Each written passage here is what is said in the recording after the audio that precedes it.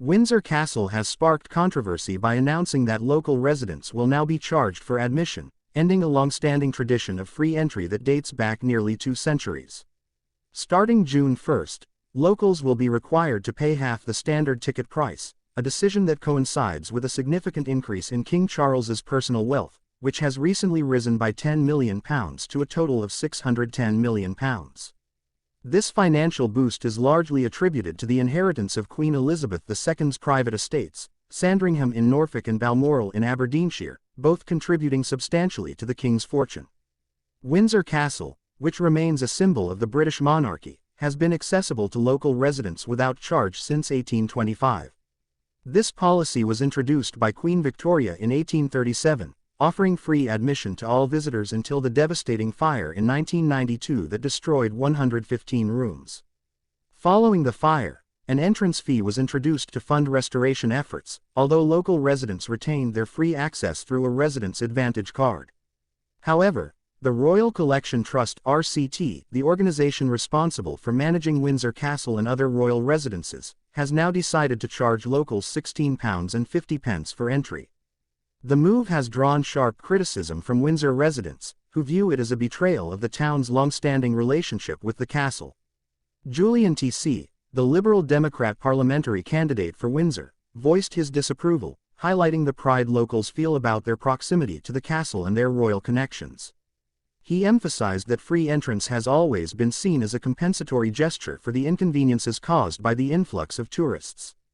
The town of Windsor, which often deals with heavy tourist traffic, road closures for the changing of the guard, and inflated prices in local businesses catering to visitors, feels particularly aggrieved.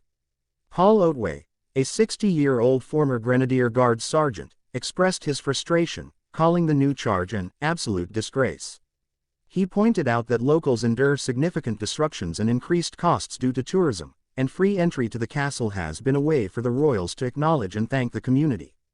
In response to the backlash, an RCT spokesman defended the decision, stating that the pricing aligns with other businesses in the borough.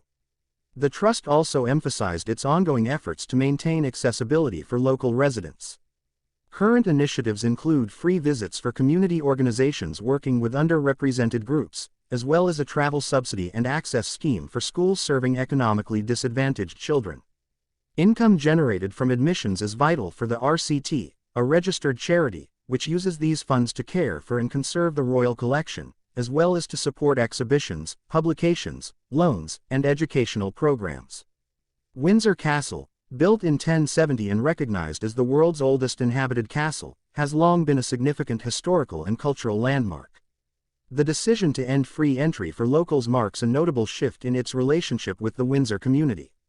The castle first opened its doors to visitors in 1825, and the free ticketing system introduced by Queen Victoria in 1837 symbolized a gesture of goodwill and accessibility.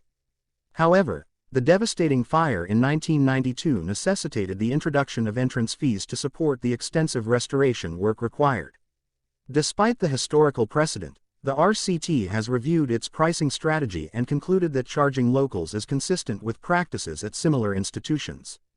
The trust reiterated its commitment to making the castle accessible, citing various programs aimed at supporting community engagement and educational outreach. Nonetheless, the change has struck a nerve with Windsor residents, who see it as an erosion of a cherished tradition and a failure to recognize their contributions to the local tourism economy. The controversy over the new charges reflects broader tensions between the financial realities of maintaining historical sites and the expectations of local communities. While the increased revenue from admissions is crucial for the RCT's charitable activities, residents feel that their historical privilege is being undermined, particularly in light of the substantial wealth amassed by the monarchy.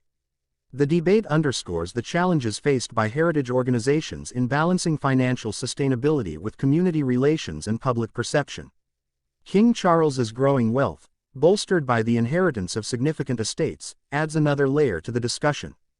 The king's personal fortune, now estimated at £610 million, highlights the substantial private resources available to the royal family.